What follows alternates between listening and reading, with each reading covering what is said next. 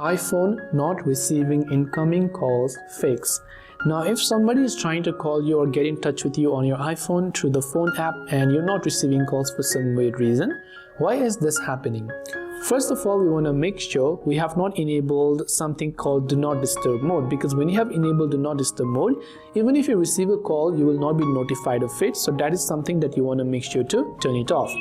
Second thing is flight mode. Sometimes you might have accidentally enabled airplane mode. That could also be the cause. Simply turn off your flight mode and make sure that your cellular signal is also working just fine. So you can see your signal strength over here as well. If this is quite low, then that could be the reason why you're not being able to receive the call. So check if you have got a strong signal on your phone or move to an area where you have got a strong signal.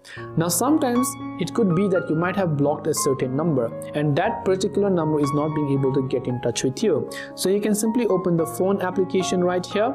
Then once you've done that, you can simply go to this blocked option in this case. So you can go to settings, then you can simply scroll down to apps, and then from apps you can simply go to the phone app in this case. So go to phone app, and here you could be blocking some kind of people over there. So you want to go to block contacts and make sure to unblock them. You can also make sure to turn off silence unknown callers, because if you have enabled this, then any person who is not in contact with you will not be able to get in touch with you. So you might want to disable those as well. Next up, you can also try to simply restart your iPhone, and that should help you solve the problem. Hopefully one of these may have helped you solve your issue.